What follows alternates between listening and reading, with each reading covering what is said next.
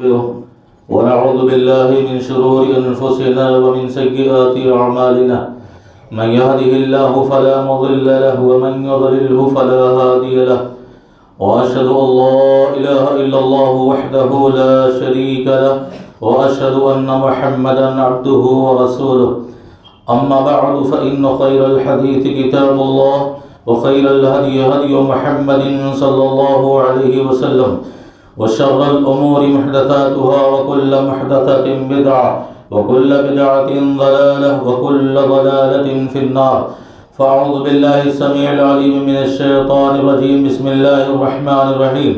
يا أيها الذين آمنوا اتقوا الله حق تقاته ولا تموتن إلا وأنتم مسلمون يا أيها الناس اتقوا ربكم الذي خلقكم من نفس واحدة وخلق منها زوجها وبث منهما رجالا كثيرا ونساء واتقوا الله الذي تساءلون به والأرحام إن الله كان عليكم رقيبا يا أيها الذين آمنوا اتقوا الله وقولوا قولا سديدا يصلح لكم أعمالكم ويغفر لكم ذنوبكم ومن يطع الله ورسوله فقد فاز فوزا عظيما وقال الله عز وجل بسم الله الرحمن الرحيم واعبد ربك حتى يأتيك اليقين سب سے پہلے تمام قسم کی حمد و ثنا بڑائی کبریائی و بزرگی و صلی اللہ عز و جل کے لیے لائق و زیبا ہے جس نے ہم سب کو اس کائنات کے اندر پیدا فرمایا بے شمار درود و سلام نازل ہو تمام نبیوں پیغمبروں اور رسولوں پر خصوصاً تاجدار مکی و مدنی احمد مصطفیٰ محمد مصطفیٰ صلی اللہ علیہ وسلم پر۔ محترم حضرات، ہم سب ماہ رمضان کے آخری عشرے کے لمحات سے گزر رہے ہیں۔ گزرے ہوئے 2 عشروں کے مقابلے آخری عشرے کے ایام بہت زیادہ فضیلتوں اور اہمیتوں کے حامل ہیں، اس لیے کہ آپ سبھی جانتے ہیں کہ آخری عشرے میں بہت ساری عبادتیں جمع ہوتی ہیں۔ اعتکاف ہوا جو ایک بہت بڑی عبادت ہے، ہم سب لیلۃ القدر کی تلاش اور جستجو میں ہے کہ جس کی ایک رات عبادت گزاری کے ساتھ کی جائے اور وہ لیلۃ القدر ہم سب کے نصیب میں آ جائے، اور انشاءاللہ ضرور آئے گی۔ اللہ سے دعا کریں گے جو 1000 مہینوں کی عبادتوں کے اجر و ثواب کے برابر ہے۔ آخری عشرے میں ہم سب اپنی عبادتوں میں، اپنی ریاضتوں میں، اللہ کی خوشنودی میں بہت کافی محنتیں کرتے ہیں، اور یہ ہماری اور آپ کی یہ محنتیں جناب محمد رسول اللہ صلی اللہ علیہ وسلم کی سنت مبارکہ ہے۔ جب آخری عشرہ رمضان کے آخری 10 دن رہ جاتے تو جناب محمد رسول اللہ صلی اللہ علیہ وسلم اللہ کو خوش اور راضی کرنے کے لیے گزرے ہوئے 20 دنوں کے مقابلے ان دنوں میں بہت زیادہ محنتیں کرنے لگتے، یہاں تک کہ 10 رات آپ جاگتے،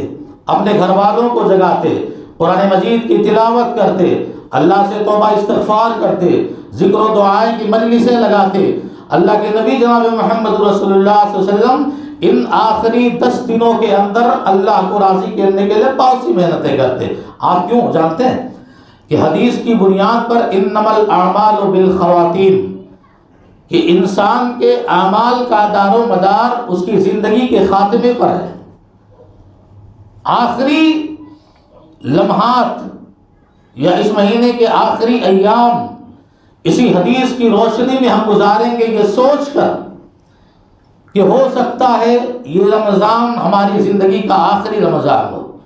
اس کے بعد آنے والے رمضان سے ہم ملاقات کر سکے یا نہ کر سکے، یہ اور بات ہے کہ ہمیں اپنی دعاؤں میں اس بات کو ہمیشہ یاد رکھنا چاہیے کہ ایک رمضان گزر جانے کے بعد دوسرے رمضان سے ملاقات کی خواہش، تمنا اور آرزو ہونا چاہیے۔ تو یہ تو ہمیں پتہ نہیں ہے، اس لیے ہم سب اپنے اس رمضان کے آخری ایام دنوں کو اپنی زندگی کا آخری رمضان، اپنی زندگی کی آخری سانسیں اور اپنی زندگی کے آخری دن سمجھ کر زیادہ سے زیادہ اللہ کی عبادت کریں۔ حضرت عبداللہ ابن عمر رضی اللہ تعالیٰ عنہ کہا کرتے تھے اذا اصبحت فلا تنتظر المساء، کہ جب صبح کر لو وَأَسْلَامَتْ تو شام کا انتظار نہ کرو، وَإِذَا أَمْسَيْتَ فَلَا تَنْتَظِرِ الصَّبَاحَ، اور جب شام اپنی زندگی میں پا جاؤ تو صبح کا انتظار نہ کرو۔ وہ اس لیے کہ اس وقت حادثات اور فتنوں کے جم گھٹے اتنے زیادہ ہو گئے، انسانوں کی جانیں اس طرح جا رہی ہے اور انسان حادثوں کا شکار اس طرح ہو رہا ہے کہ چند لمحوں میں، چند سیکنڈوں میں نہ جانے کتنے لوگوں کی موتوں کی خبر ہمارے اور آپ کے کانوں تک آتی ہے۔ کیا پتہ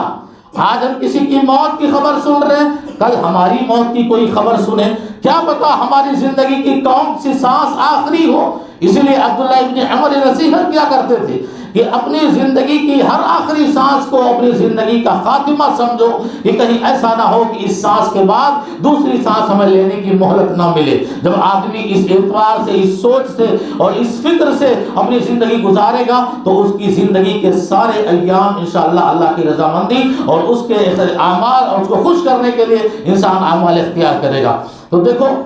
آج کے خطبہ جمعہ میں کچھ متفرقات طور پر نصیحتیں ہیں، بہت ساری چیزیں ہیں اور جس کو لے کر میں آج حاضر ہوا ہوں۔ اللہ سے دعا ہے کہ ہم سب کو اس مختصر سے خطبے کی نصیحتوں پر عمل کی توفیق عطا فرمائے، آمین۔ مال دولت آپ جانتے ہیں یہ انسانوں کی بڑی کمزوری ہے۔ اللہ کے نبی جناب محمد رسول اللہ صلی اللہ علیہ وسلم نے ارشاد فرمایا کہ آدم کی اولاد کے اتنے خواہشات ہوتے ہیں، اتنی آرزویں ہوتی ہیں، اتنے منصوبے ہوتے ہیں، اتنے پلاننگ ہوتے ہیں، اتنے ارادے ہوتے ہیں اور اتنی آرزویں ہوتی ہیں کہ عمر نوح بھی اگر مل جائے تو ان کی آرزو ختم نہیں ہوگی، ان کی امیدیں ختم نہیں ہوں گی۔ اور مال کا حرص، مال کی لالچ، دولت کا طمع آدم کی اولاد کے دلوں میں فطرتاً ایسا بسا دیا گیا ہے، ایسا رچا دیا گیا ہے کہ اس کا پیٹ سوائے قبر کے مٹی کے اور کوئی نہیں بھر سکتا۔ دولت سے ابن آدم کا پیٹ بھرنے والا نہیں، اس کی آرزوؤں اور خواہشوں کو لے کر کے پیغمبر عیسیٰ علیہ السلام نے ارشاد فرمایا کہ انسان کی آرزویں اور اس کی امیدیں صرف قبر کی مٹیاں ہی مٹا سکتی ہیں۔ اس لیے کہ جب تک دنیا سے وہ ختم نہیں ہوگا، جب تک وہ موت کے حوالے نہ ہوگا، تب تک اس کی آرزویں ختم ہونے والی نہیں۔ اللہ کے نبی صلی اللہ علیہ وسلم نے ارشاد فرمایا کہ ابن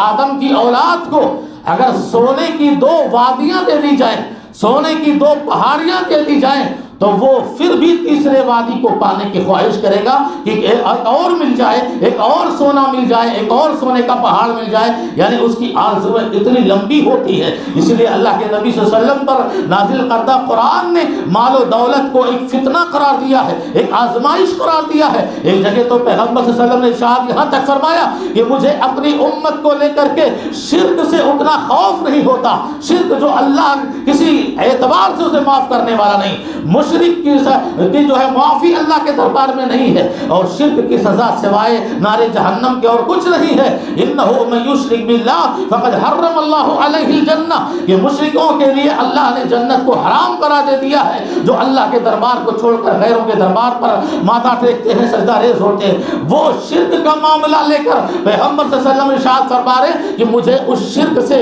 اتنا خوف نہیں ہوتا، اتنا ڈر نہیں ہوتا جتنا کہ میری امت کے لیے اللہ دنیا کے دروازے کھول دے گا، دولت کے دروازے کھول دے گا، اور مال کے حرص اور لالچ میں انسان اور میرا امتی اس طرح مصروف ہو جائے گا، اس طرح مشغول ہو جائے گا کہ وہ اپنے خالق حقیقی تک کو بھول جائے گا، وہ رب کی رضا کو بھول جائے گا اور دنیا کے حرص اور لالچ میں اپنی زندگی گزار دے گا، ختم کر دے گا۔ یہ لالچ مال و دولت کی ہمارے اندر بسی ہوئی ہے، یہ آزمائش ہے، وہ امتحان ہے اس اعتبار سے کہ آپ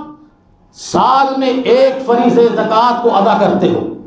اللہ نے فرض قرار دیا، صاحب نصاب ہو چکے ہو، دولت اتنے مقدار کو پہنچ چکی ہے جس میں زکوٰۃ فرض ہو رہا ہے، تو آپ کے لیے آزمائش ہے کہ سال میں آپ کو 1 مرتبہ فریضہ زکوٰۃ ادا کرنی ہے۔ جیسے نماز فرض ہے، جیسے روزے فرض ہے رمضان کے، جیسے حج بیت اللہ استطاعت پر فرض ہے، ایسے ہی زکوٰۃ کو بھی آپ حضرات سیریس میں لے لیجئے، اور مسلمانوں کو مال و دولت سے جو محبت ہوتی ہے اس محبت کو ختم کر کے اللہ نے اس مال میں جو اسے عطا کیا ہے، جو بندے کو دے رکھا ہے، اس مال میں جس کا جو حق ہے اسے وہاں تک پہنچانے کی کوشش کیجئے۔ اور یہ زکوٰۃ اتنا بہترین عمل اور فریضہ ہے کہ اللہ کے نبی جناب محمد رسول اللہ صلی اللہ علیہ وسلم پر نازل کردہ قرآن فرما رہا ہے خذ من اموالہم صدقۃ تطہرہم وتزکیہم بہا. اللہ آسمان سے حکم دے رہا ہے اپنے پیغمبر کو کہ اے پیغمبر خذ من اموالہم، میرے بندوں کے پاس جو مال ہیں اور اگر وہ مال نصاب تک پہنچ چکے ہیں تو ایسا کیجئے آپ ان سے زکوٰۃ وصولیے، آپ ان سے زکوٰۃ حاصل کیجئے، تاکہ اللہ کا کوئی فائدہ نہیں، پیغمبر صلی اللہ علیہ وسلم کا کوئی فائدہ نہیں. تطہرہم، یہ بذات خود اس مالدار آدمی کے لیے پاکی کا سبب بنے گا، اس کے نفس کو تزکیہ دے گا. اور دوسری جگہ اللہ اسی آیت میں اللہ رب العزت نے فرمایا کہ ان وصلی ان صلاتک سکن لہم، کہ اے پیغمبر صلی اللہ علیہ وسلم جب میرے بندوں سے اور امیر زادوں سے اور صاحب نصاب سے جب آپ زکوٰۃ وصول کرو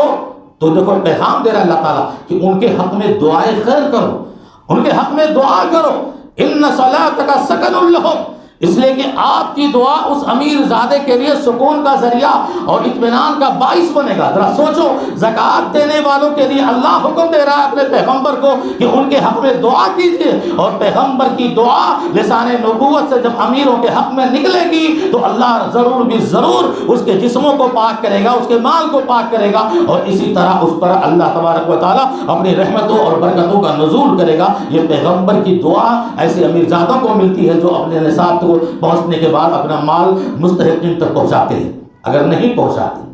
یہ تو فضیلت ہے، اگر نہیں پہنچاتے تو اس کے لیے بطور وعید اور سزا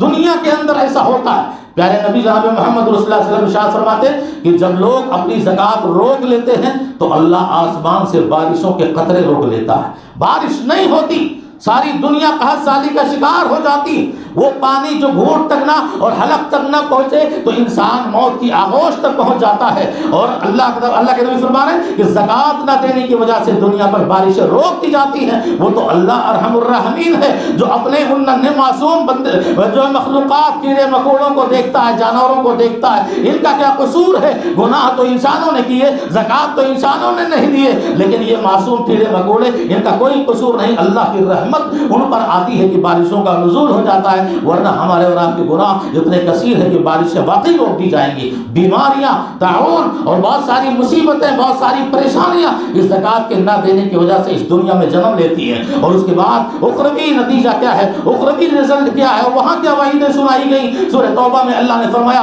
کہ والذین یکنزون الذھب والفضہ، کہ وہ لوگ جو سونے اور چاندیوں کو جمع کر کے رکھتے ہیں، اکٹھا کر کے رکھتے ہیں، ولا ينفقونها في سبيل الله، اور اس کو اللہ کی راہ میں خرچ نہیں کرتے. جو حقدار بندے ہو چکے ہیں ان تک وہ حق نہیں پہنچاتے، اور وہ مال جو صاحب نصاب کو پہنچ چکا ہے اس مال سے زکوٰۃ نہیں ادا کرتے. تو اللہ فرماتا ہے فبشرهم بعذاب علیم، دردناک عذاب کی انہیں بشارت دے دیجئے اور خوشخبری دے دیجئے. یوم یحمى علیہا فی نار جہنم، اور یاد کرو کہ ہماری اکٹھا کی ہوئی انہی دولتوں اور انہی انہی سونے اور چاندیوں کو اور انہی ذخیروں کو اللہ رب العزت جہنم میں تبائے گا، جہنم میں تبائے گا، اور اسے سرخ اور لال کرے گا. اور پھر وہ سلیاں بنا کر جنوبہم، ہمارے اور آپ کے جو زکوٰۃ نہیں ادا کرتے ہیں ان کی پیشانیوں کو داغے گا، ان کی پیشانیوں کو داغے گا. اس لیے کہ غریبوں کو آتے ہوئے دیکھ کر ان کے ماتھے پر شکن آ جاتی ہے، ان کے ماتھے سکڑ جاتے ہیں. غریبوں کے آنے پر ان کا دل سخت ہو جاتا ہے، اور جبکہ وہ غریب کا حق ہو چکا ہے اس کے باوجود وہ حق نہیں ادا کرتے، منہ پھیر لیتے ہیں. تو اللہ نے کہا ان کی پیشانیوں کو ہم داغیں گے، ان کے بغلوں کو ہم داغیں گے جو پلٹ جاتے ہیں اور اپنی پیٹھ غریبوں کو دکھاتے ہیں. اللہ رب العزت جناب محمد رسول اللہ صلی اللہ علیہ وسلم کے ذریعہ یہ تنبیہ کر رہا ہے انسانوں کو کہ زکوٰۃ کا موقع اگر آ جائے، نصاب تک پہنچ جاؤ تو یاد رکھو اس میں غریبوں اور یتیموں کا اور مستحقین زکوٰۃ کا پورا حق ہے، آپ اسے ادا کرو. بخاری شریف کی اس روایت سے اندازہ لگاؤ کہ کتنی زیادہ سزا کے وعید یہ لوگ ہیں جو زکوٰۃ ادا نہیں کرتے. اللہ کے نبی جناب محمد رسول اللہ صلی اللہ علیہ وسلم نے ارشاد فرمایا کہ وہ لوگ جن کو اللہ نے مال دے رکھا ہے، مال ہمارا نہیں ہے، ہماری محنتوں کے نتیجوں میں نہیں آتا ہے، یہ ہماری قسمت اور ہمارے مقدر سے ہمیں روزیاں ملتی ہیں. ورنہ میں بارہا کہتا ہوں کہ ایک ہاتھ گاڑی چلانے والے کو بہت زیادہ امیر ہونا چاہیے، کیونکہ صبح سے شام تک وہ پسینے اور خون بہاتا ہے، بڑی محنتیں کرتا ہے. تو ہم کیا کہیں گے کہ اس کی محنتوں پر اللہ اسے روزی دیتا ہے؟ نہیں. اور بہت سارے لوگ خوشحال ہیں، وہ بیٹھے ہوئے ہیں، لیکن اللہ ان کے روزیوں کے وسائل اور ذرائع بنا کر کے رکھا ہے، وہ امیر ہیں، وہ محنت اتنا نہیں کرتے. تو ہماری اپنی محنتوں پر وہ جو مقدر ہے محنتیں، جو حکم ہے محنتیں کرنے کا، وہ تو ہم کرتے ہیں، لیکن روزیاں ہمارے حصوں میں اتنا ہی آتی ہیں جتنا اللہ ہمارے مقدر میں لکھا ہے. وَفِي السَّمَاءِ رِزْقُكُمْ، تم سب کی روزیاں آسمانوں میں ہے، وہیں سے تقسیم کی جاتی ہیں، کہاں کس کو کتنی روزی دینی ہے اور کہاں کتنی دولت دینی ہے، یہ ہمارا اور آپ کا فیصلہ نہیں ہوتا. تو اللہ نے فرمایا کہ جو اللہ کے نبی نے فرمایا جو اللہ نے تمہیں مال دے رکھا ہے، تمہارا اپنا مال نہیں ہے، اللہ کا دیا ہوا مال ہے، اس مال میں اگر نصاب تک پہنچ چکے ہو اور زکوٰۃ دینے کے حقدار ہو چکے ہو، اور اگر اس کے باوجود زکوٰۃ تم نہیں دیتے، تو سنو شجاعا اقرا، کل بروز قیامت اللہ انہی دولتوں کو، انہی ذخیروں کو اور انہی خزانوں کو ایک گنج سانپ کی شکل میں تبدیل کر دے گا، ایک گنج سانپ کی شکل بنا دے گا، اور پھر گلے میں اسے ہار کی طرح پہنا دے گا جس کی 2 زبانیں ہوں گی، اور وہ اس انسان کو ڈسے گا. ذرا سوچو ایک بچھو کا ڈسنے کا زہر کتنا اہم ہوتا ہے. ایک سانپ جب اس دنیا میں ڈس لے اور اپنا زہر انسانی جسم میں اتار دے تو وہ موت کا شکار ہو جاتا ہے. ذرا سوچو وہ اژدہا اور وہ اجگر، وہ سانپ بڑا جو ذخیرہ ہمارے مال کا خود ہی بن کر آئے گا اور کہے گا انا کنزکا، انا کنزکا، میں تیرا وہی مال ہوں، میں تیرا وہی خزانہ ہوں جو تو نے دنیا میں جمع کر کے رکھا تھا، اور غریب جو اس کے حقدار تھے ان تک نہیں پہنچایا تھا. نہ غربت کا احساس تھا تجھے، نہ یتیمیت کا احساس تھا تجھے، اور نہ ہی مفلسیت کا احساس تھا تجھے، نہ ہی فقیروں کی خبرگیری کا احساس تھا تجھے، نہ بیواؤں کی تو نے فکر کی تھی. مال کی لالچ میں جمع کر کر کے اپنا رکھا ہوا تھا، یہاں تک کہ تو میرے پاس آ چکا ہے تو وہی ذخائر جو تو دنیا میں چھوڑ کر آیا تھا اسی دولت کو آج گنج سانپ کی شکل میں تبدیل کر دیا گیا ہے. ذرا سوچو کہ کتنا بڑا عذاب ہے یہ، کتنی بڑی سزا ہے یہ. اسی لیے اللہ رب العزت نے فرمایا وَأَنفِقُوا مِمَّا رَزَقْنَاكُم مِّن قَبْلِ أَن يَأْتِيَ أَحَدَكُمُ الْمَوْتُ، آخری لمحہ جب انسان دم توڑ رہا ہوتا ہے، بہت سی نیکیاں ہوتی ہیں، بہت سے اچھے اعمال ہوتے ہیں، لیکن ذرا سوچو یہ آخری لمحہ اور آخری سانس اور آخری دم توڑتے ہوئے انسان اگر کسی نیکی کو کرنے کی خواہش کرتا ہے، اگر کسی عمل کو انجام دینے کی آرزو رکھتا ہے، تو اللہ فرماتا ہے کہ انسان اس آخری سانس میں بھی کہتا ہے کہ اصدق واکن من الصالحین، اللہ کو مجھے مہلت دے دے، میں نے اپنے مال کے جو ذخیرے جمع رکھے ہیں اس کو صدقات و خیرات کر دوں، مدرسوں میں دے دوں، غریبوں اور یتیموں کو دے دوں. یہ انسان کی موت کے وقت کی آخری خواہش ہوتی ہے. وہ نہ نماز پڑھنے کی تمنا کرے گا، نہ اور کوئی تمنا کرے گا، وہ صرف اپنے جمع کے ہوئے مال کو خیرات کرنے کی تمنا کرے گا. تو اس سے آپ سمجھ سکتے ہیں اللہ کے نبی جناب محمد رسول اللہ صلی اللہ علیہ وسلم نے ارشاد فرمایا اپنے مالوں کی حفاظت کرو زکوٰۃ دے کے. یہ زکوٰۃ ہمارے مالوں کی حفاظت اور پاکی کا وسیلہ اور ذریعہ ہے. جو زکوٰۃ ادا نہیں کرتے ان کا وہ مال کس راستے سے غائب ہو جاتا ہے ان کو خود اپنے آپ کو احساس نہیں ہوتا. اس لیے اس مال کی حفاظت کرنا ہے، زکوٰۃ صحیح حساب لگا کر کے دیا کرو سال میں. اور پھر اللہ کے نبی نے فرمایا وَدَاءُ مَرْضَاكُمْ بِالصَّدَقَةِ، اور اپنے مریضوں کا علاج صدقے سے کیا کرو. اللہ کے نبی صلی اللہ علیہ وسلم نے ارشاد فرمایا یقول العبد مالی مالی، بندہ دنیا میں پکار رہا ہوتا ہے یہ میرا مال ہے، یہ میرا بغلہ ہے، یہ میری گاڑیاں ہیں، میری کوٹھیاں ہیں، اور یہ میرے گھر ہیں، اور یہ میری پراپرٹیاں ہیں. انسان بے جا پکارتا رہتا ہے اس دنیا میں، حالانکہ اس کا وہ مال صرف 3 کام آتے ہیں اور کوئی کام نہیں آتا. پہلا تو وہ ہے کہ جو اس نے اچھا سا کھایا پیا، اپنے بدن پہ خون بنا لیا،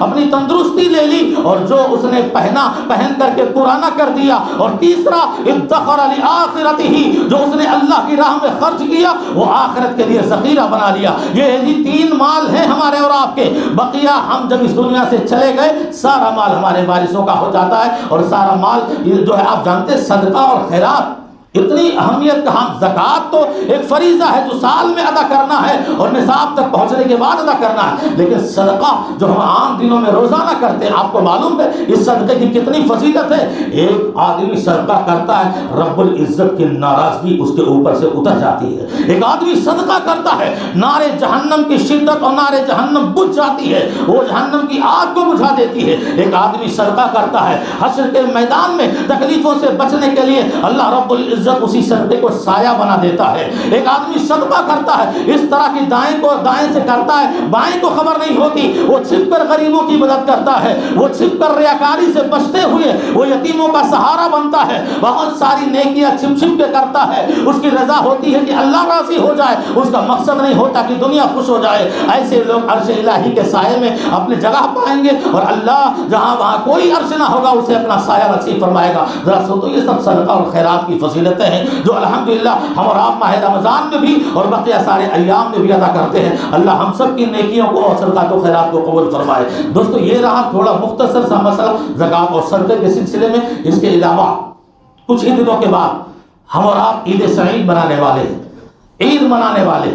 یہ عید کیا ہے؟ ایک مذہبی تہوار ہے۔ دیکھو، میں نے کہا متفرقات نصیحتیں ہوں گی، کیونکہ آج کا خطبہ جمعہ اسی ماحول میں ہو رہا ہے کہ جو عید کے مسائل ہیں تھوڑا بہت جاننا ضروری ہے۔ عید مذہبی تہوار ہے اور خوشی منانے کی پوری اجازت ہے، اور شریعت نے خوشی کا اظہار عمل کے ساتھ کیا جائے اس کی بھی اجازت دیتا ہے۔ آپ جانتے ہیں جب عید کا دن آتا ہے تیرے سالک میں، تو وہ حبشی صحابہ مسجد نبوی میں بہادری اور شجاعت و دلیری کے کرتب اور کھیل دکھاتے تھے۔ اما عائشہ رضی اللہ تعالیٰ عنہ بیان کرتی ہے، میں اللہ کے نبی صلی اللہ علیہ وسلم کے ساتھ رہتی اور آپ کے کاندھے کے پیچھے سے ہو کر کے میں وہ بہادری کے کھیل دیکھا کرتی تھی، اور جب تک میں یہ نہ کہہ دیتی کہ چلو اب میں دیکھنا نہیں چاہتی، تب تک اللہ کے نبی صلی اللہ علیہ وسلم مجھ کو وہ کھیل دکھایا کرتے تھے، بہادری کے، کرتب کے، شجاعتوں کے۔ آج ہماری عیدوں کی خوشیاں بزدلی میں منائی جا رہی ہیں، بخالت اور کنجوسی میں منائی جا رہی ہیں، منکرات اور فحش اور لغویات چیزوں میں منائی جا رہی ہیں۔ ہم گھومنے کا ارادہ کرتے ہیں، ہم سنیما دیکھنے کا ارادہ کرتے ہیں، ہم نہ جانے کیا کیا خواہشات اپنے دلوں میں رکھتے ہیں۔ رمضان کے ختم ہوتے ہی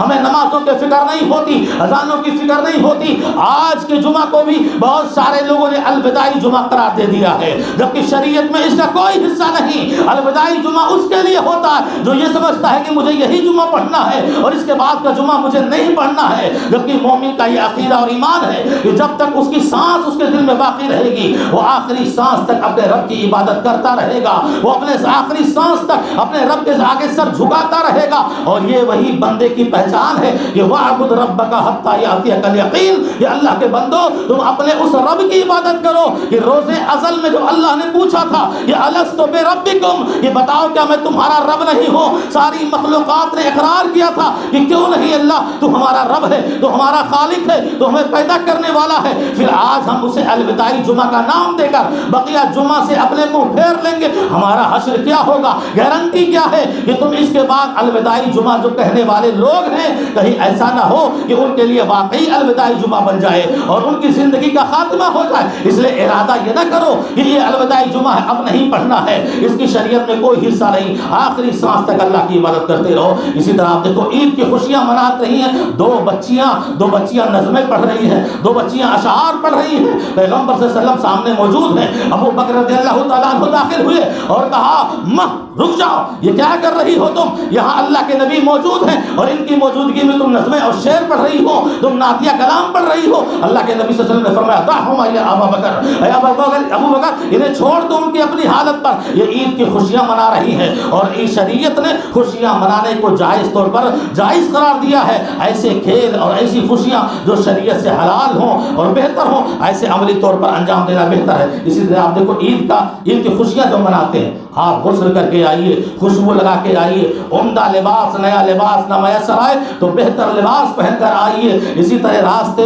میں پیدل آئیے، اگر پیدل آ سکتے ہیں، سواری سے بھی آنا اگر ضروری ہو لمبا ہو تو آ سکتے ہیں، یا اسی طرح آپ جو اہتمام کیجئے کہ تکبیرات جہاں بھی رہیں اس دن آپ پڑھتے رہیں۔ اس کی بڑی فضیلتیں اور بڑی اہمیتیں آئی ہوئی ہیں۔ اور عید کے موقع پر ایک جو منکر کام اور ایک فحش کام، بے حیائی بے غیرتی کا کام جو انجام دیا جاتا ہے وہ بھی میں بتانا چاہوں گا کہ ہمارے گھر کی جو خواتین ہیں، ہمارے گھر کی جو عورتیں ہیں، آپ سب یہاں مرد حضرات موجود ہو، وہ پیغام آپ کا پہنچانا ذمہ داری ہے کہ ہماری مائیں اور بہنیں، ہماری بیٹیاں، آپ دیکھیں گے روڈوں پر اور سڑکوں پر عید کی خوشیاں مناتے ہوئے بے غیرتی کے ساتھ مہندی لگانے کے لیے اپنے ہاتھ کو اجنبی مردوں کے ہاتھ میں تھما دیتی ہے۔ وہ اجنبی مرد جس کو اس نے کبھی دیکھا تک نہیں، جو مرد حرام ہے، اس کے ہاتھوں میں اپنا ہاتھ دے کے مہندیاں لگاتی ہے۔ یہ بہت بڑی بے حیائی ہے اور بہت بڑی بے غیرتی ہے اور حیرت ہے اگر وہ عورت بہن ہے تو اس کے بھائی پر افسوس ہے، اگر وہ بیٹی ہے تو اس کے باپ پر افسوس ہے، اور اگر وہ کسی کی رشتہ دار ہے تو اس رشتہ داری پر افسوس ہے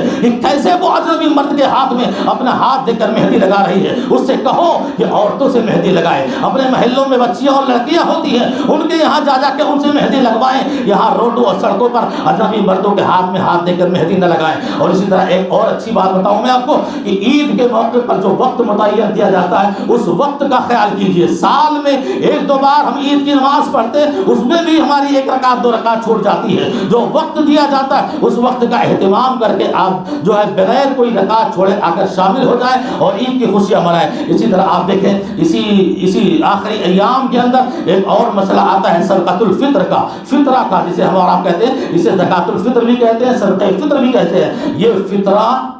رمضان کے روزے پورے ہو جانے کے بعد ہم ادا کرتے ہیں اور یہ سب کے اوپر فرض ہے،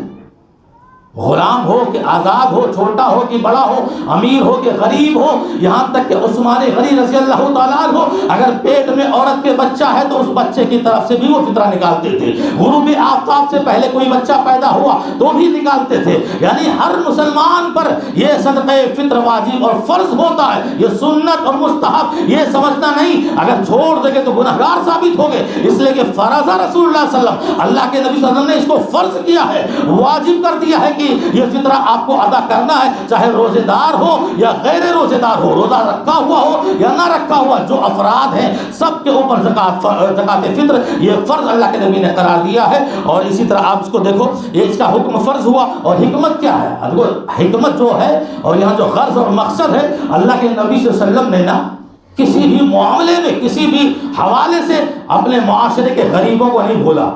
اللہ کے نبی نے یتیموں، غریبوں کا، فقیر و محتاجوں کا ہمیشہ خیال کیا۔ یہاں رمضان کے روزے ختم ہو رہے ہیں اور فطرہ ادا کرنے کا جو ہر مسلمان کو حکم دیا جا رہا ہے، اس کے اندر حکمت کیا بتائی؟ طہرۃ للصائم، جو ہم نے روزہ رکھا ہے بشریت اور انسانیت کے تقاضے کی بنیاد پر رمضان کے روزے رکھتے ہوئے بھی ہم سے چھوٹی موٹی غلطیاں ہوئی ہوں گی، چھوٹی موٹی گناہ ہو گئے ہوں گے، انسان ہونے کے ناطے، تو یہ جو فطرہ دو گے تمہارے اس گناہ کو وہ ختم کر دے گا، کفارہ بن جائے گا، تمہارا روزہ اللہ کی دربار میں خالص بن کر کے پہنچے گا، اور بقیہ جو چھوٹے موٹے گناہ ہیں وہ یہ فطرہ مٹا دے گا۔ اور اسی طرح طعمۃ للمساکین، دوسری حکمت یہ ہے کہ غریبوں، مسکینوں، یتیموں جن کے یہاں ایک دانے کے محتاج ہیں، ان کے یہاں بھی عید کی خوشیاں منانے کے لیے کھانا میسر آ جائے گا اور وہ بھی عید کی خوشیوں میں شامل ہو جائیں گے۔ یہ حکمت ہے۔ اور وقت کیا ہے آپ اس کو خیال کیجئے، وقت یہ ہے کہ عید کا چاند دیکھ لیا آپ نے، اس وقت سے شروع ہوتا ہے، اور نماز عید الفطر کو ادا کرنے سے پہلے ہی آپ کو ادا کرنا ہے، یہ افضل وقت ہے۔ عید کی نماز کے بعد ادا کرتے وہ عام صدقہ ہوگا، آپ کو نماز پڑھنے سے پہلے ہی وہ فطرہ ادا کرنا ہے، اور یہ افضل وقت ہے اور جائز وقت بھی کہا گیا۔ آدمی 2-3 دن پہلے بھی اگر کسی کو اپنا نائب بنا کے وہ فطرہ تقسیم کر دیتا ہے یا خود ہی دے دیتا ہے تو بھی اس کا فطرے میں اس کو شمار کیا جائے گا۔ 2-3 دن پہلے بھی اجازت ہے، اور دلیل اس کی حدیث سے ثابت ہے۔ اسی طرح شکل کیا ہے؟ آپ غلے میں، اناج میں جو آپ غذائی طور پر استعمال کرتے ہیں، مقدار 2.5-3 کلو تک، 3 کلو تک آپ ماپ کر کے وہ آپ غریبوں اور یتیموں کو، آپ مسکینوں کو دے دیجئے۔ یہ زکوٰۃ فطر کا ایک طریقہ ہے۔ اسی طرح آپ دیکھو اللہ کے نبی جناب محمد رسول اللہ صلی اللہ علیہ وسلم نے صدقہ فطر کو ایک ایسا اہم مسئلہ قرار دے دیا ہے جس میں بہت سارے لوگ غفلت کرتے ہیں، سستی کرتے ہیں، وہ سو جاتے ہیں، یہ کرتے ہیں، وہ کرتے ہیں، فطرہ ادا نہیں کر پاتے۔ لازم ہے اگر آپ کو خوف ہے تو آپ 1-2 دن پہلے بھی جائز راستہ اختیار کر کے دے دیا کیجیے۔ اور جو قیمت کی بات آتی ہے، قیمت بھی بحالت اشکال، اگر کہیں ایسا مسئلہ آ جائے تو قیمت بھی، اور اہل علم نے کہا ہے کہ جائز قرار دیا، آپ قیمت بھی ادا کر سکتے ہیں۔ افضل یہ ہے کہ آپ غلے اور اناج اپنے جو ہے محلے کے فقیروں اور مسکینوں میں تقسیم کر دیا کیجیے۔ آپ کی اس مسجد میں بھی فطرے کا رقم 150 روپیہ رکھا گیا ہے، جو بھائی بھی اپنا فطرہ مسجد اور مدرسے کو ایک نائب سمجھ کر جو ہے جمع کرنا چاہے وہ جمع کر دے، انشاءاللہ اس مقدار اور اس فطرے کو جو ہے فقراء اور مساکین تک پہنچا دیا جائے گا۔ آخر علم میں اللہ سے دعا ہے کہ العالمین جمعہ کے ان خطبوں میں جو مختصر سے مسائل بتائے گئے ہیں ہمیں اس پر عمل کرنے کی توفیق عطا فرمائے۔ اور یہ رمضان کا چونکہ آخری جمعہ ہے، لیکن یہ ہماری زندگی کا اللہ آخری جمعہ نہ بنائے، اللہ ہماری زندگی اتنی لمبی کرے کہ اور بھی جمعات اور بھی ایام ہمیں میسر آئے، اور آنے والا بھی رمضان ہمیں ملاقات ہو جائے، تاکہ ہم زیادہ سے زیادہ اللہ کی عبادتیں اور اللہ کی ریاضتیں کر کے اپنی زندگی دنیا اور آخرت کو کامیاب بنائیں۔ اللہ رب العزت سے دعا ہے کہ العالمین ہم سب کی نیکیوں کو صدقہ و خیرات کو، عبادتوں کو قبول فرمائے، ماہ رمضان کی جاگی ہوئی راتوں کو اللہ لیلۃ القدر نصیب فرمائے، اور اللہ ہماری زندگی کو دنیا اور آخرت میں کامیاب فرمائے، آمین۔ وآخر دعوانا ان الحمد للہ رب العالمین۔ خطبے کے آخر میں حضرات ایک ضروری اعلان یہ ہے